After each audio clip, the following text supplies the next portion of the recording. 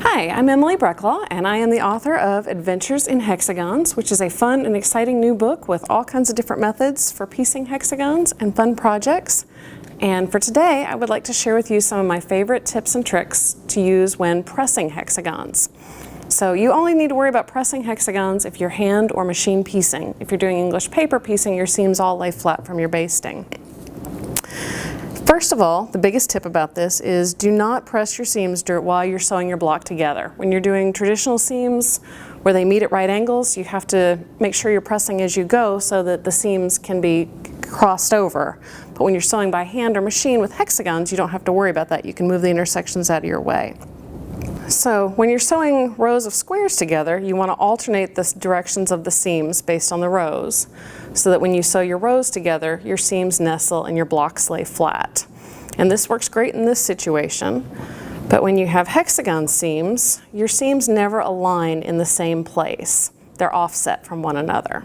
So when you sew your rows together, you will never have these vertical seams crossing in the same place. So you want to press them all the same direction, every row, same direction.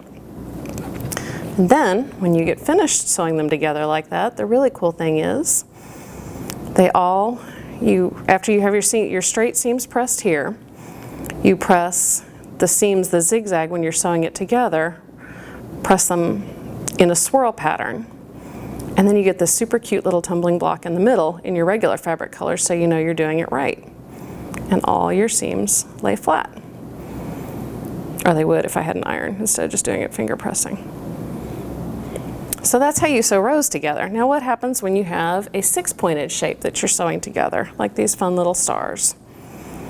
Then what you want to do, because you're going to have 6 seams coming into the same intersection and you want it to lay nice and flat.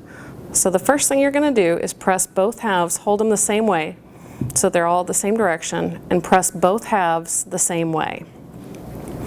So you don't alternate or reverse, you do it that way. And then when you put your block together, actually one of the really cool things when you do it this way is when you're sewing that final seam, you can tuck in your little unsewn seam allowances, and that will give you perfect points every time. It just kind of nestles that way.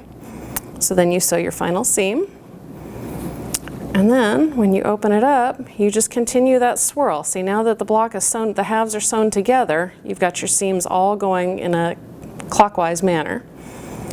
And when you press these seams open, they're even cooler because you get a whole little pinwheel of color right there in the middle. And when you flip it over, your points line up perfectly on the outside because you nestled your seams. Now for some of the blocks in Adventures in Hexagons, the rosettes and the larger units, they don't necessarily play by the same rules, especially when you add in something like triangles. With triangles having 3 sides, you're not ever going to be able to alternate all your seams where they're going a different direction. So everything I have said about pressing the seams all the same direction kind of goes out the window. And you essentially have to press your triangles whatever way makes sense for the rest of the block. So you can see here I started with the center hexagon and alternated, pressing seams out and in all the way around. And then for the triangles, you just press them the opposite of whatever way that first seam was sewn.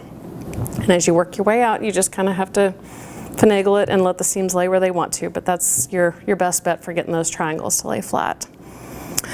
So now you're all set to choose your own hexagon adventures, and I cannot wait to see where the journey takes you.